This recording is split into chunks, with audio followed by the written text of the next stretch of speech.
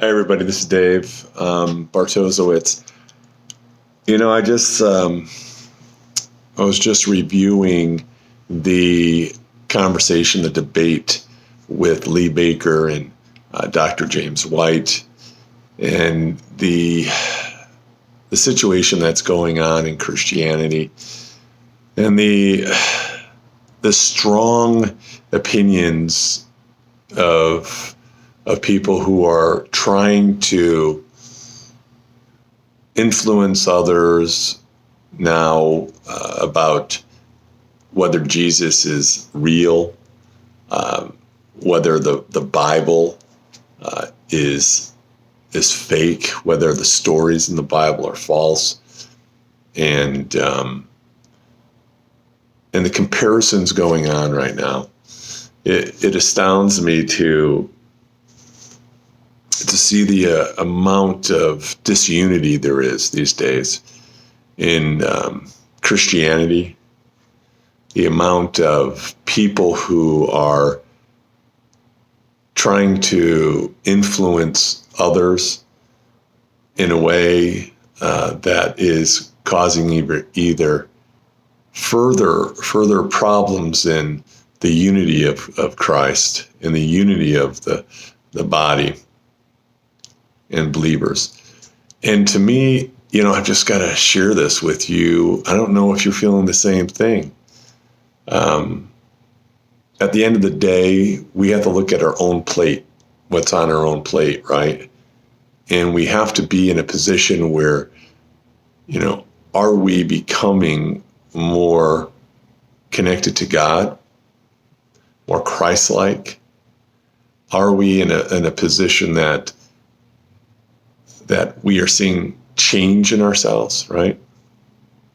And I look at the amount of fighting and intensity and egos and pride in the Christian YouTubers, and they're trying to pound their, what they know is right based on scriptural evidences, and proof that they have. And now Lee Baker obviously is against Christianity. It seems like he's becoming Jewish.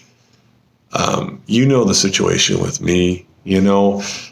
I talk to a lot of people. People call me all over, and I spend a lot of time, and I do it for free. I do it out of my love to help others. There are people who desire to be truth seekers, and there are a lot of people asking questions these days, like, what really is truth? What is truth? And I said, well, Jesus is the truth, the life, and the way, right? We know that. If you're a believer of Christ, then you know that. But at the same time, I try to help others to look at, was there really a church that the Bible talks about in the New Testament? Was there really an order that was put together by God? I mean, it got a confusion, or is he here to try to help us so that we become more sanctified, right? We become more holy. We become more connected to him in our thoughts, our words, our deeds. Are we really becoming more connected to him, and is our walk really becoming more like him? These are important questions. There are a lot of people out there trying to prove so much about their forms, their ideas of Christianity. And I tell you what happened to me. I saw this over and over and over, and it really bothered me. And it came to the point where I actually did is I really started looking into the scriptures and seeing if there really was a church, and I came to the complete understanding that Jesus said, upon this rock, Peter, I will build my church, and the gates of hell will not prevail against it. And it came to me, ultimately, when I had to make a decision. Was Jesus lying about that? Was he telling the truth about that? And as I was a Mormon, to believe that there was a restored church, I had no idea about the original church. I had no idea that there really was a original church that never failed. I had no idea that, it sounded good what they were saying, eternal families and everything. And then I came into the evangelical way of life, the way of thinking, and the non-denominational views, and trying to follow that modern way of life in Christianity, and it was good. It was light. It didn't really feed me on many levels, and my heart and my soul was longing for more, right? And what happened to me, God showed me through the scriptures. He showed me that tradition mattered, that holy tradition mattered, that the Eucharist, the Holy Communion, was a huge thing in the ancient church, that it was really the real presence of the body and the blood of Christ, and how essential that was for connecting us to Christ, the divine, to be connected to him through the mystery of all that, and the holy kisses that we saw, as well as just incense and prayers and the saints, the cloud of witnesses. I started seeing this, this order. Like, when you look at order, you look at how God is a God of order. You look at the solar system, you look at the planets, you look at the sun, and how everything is all connected, right? And you look at the moons and the purpose of the moons, and you realize as you look out and you see things, even the order of vegetation, how significant that is for our lives here, and how each vegetable has certain nutrients to help us, to help our bodies, right? And then you start realizing the order of the angels. There's like 7 different levels of angels, and how there is an order. And then you start realizing that was God a God just to say, hey, I don't care about order within the church? No, there was an absolute order. We know that. There were bishops and deacons and elders. We know that was absolutely the establishment and the setup of the church. And so we know all this stuff, right? And that was how it was put together. It really was. And what ultimately happened is I found that there was a church, and this church is really the actual church and never left. And you need to know that. There's a lot of deception out there. And you've got to ask that question. If Christ lied, then it doesn't matter. It doesn't matter. If Christ lied and he said, upon this rock, Peter, I'll build my church, and the gates of hell will not prevail against it. And Mormonism could say, well, hey, we have the restored. He lied, failed. We had to wait 1,800 years until it could be restored again, right? He left us for 1,800 years. He wasn't a good shepherd. He wasn't really God because he didn't know that it was going to fail, right?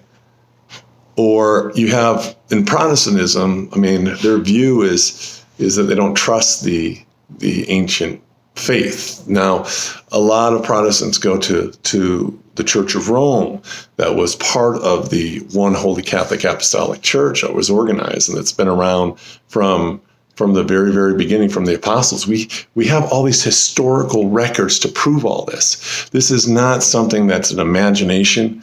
This is not something that is just out of thin air, out of feelings. I feel this way. This is all proven. We have apostolic succession from Peter to all the way down, to the current patriarchs in the Orthodox churches. We have this succession. It's all the proof with all the years and the bishops that followed from the very beginning. If you're interested in wanting to see that, I have that. It's all factual. We have documents and evidences to prove things from other epistles, from the apostolic fathers, the Clement the First, who was one of the, I think it was the second, third bishop of Rome that wrote epistles, or Saint Ignatius, who was the third bishop of Antioch, and Polycarp. We have so many writings to validate this. This is in the very beginning, and clearly once you see these writings, you get to understand that what they believed during that period of time is what the church believes now. So it never fell. It never fell. And I just want to let you guys know that that's the truth. Search it out. Search truth out, because what you're going to find, if you don't, you're going to go in this complete circle of trying to find truth, and you have all these debates and all these people trying to prove things with the Bible, if Jesus wasn't around, or if he was around, if he was real. We have the ancient faith that clearly teaches the truth. We know that. So my advice to you is, don't be in a position to say, well, I don't care. That doesn't matter, right? Because you know what? Orthodoxy is a little different. It's a good different, though. It's a little different. It's not something you would, it's not like the next flavor of the month kind of church, right? We got to try to get these people into the church, so we'll create new things or get rid of things, and we'll try to be nice in the sense of attracting more and more people, right, into our church. It's been the same faith from the apostles, from the beginning all the way to now. And they went through these ecumenical councils. They went through these heretical periods of time. The people had these heretical views that have been looked at, voted, and they said, the bishop said, no, this is not what we believe in.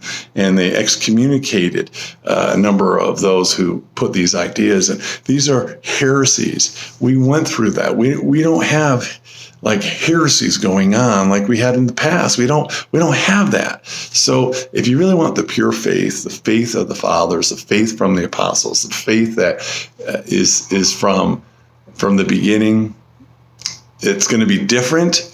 But at the same time, it's a good different. And it's not about, and I've said this in the past, where it's just go to the flavor of whatever you desire. Check out as many churches as you want. What happens now with me is I got rid of all that, and it's not about flavors anymore. It's about worshiping God in spirit and truth.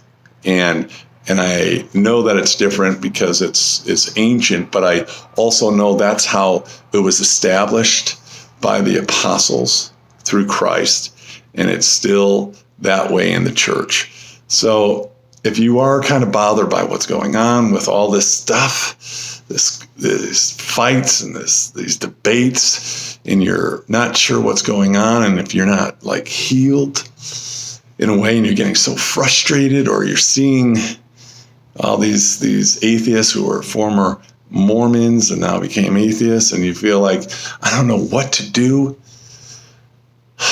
What I would say is, don't give up, and look into the ancient faith. And the majority of people that I've seen who become Orthodox Christians, they say, I'm home now.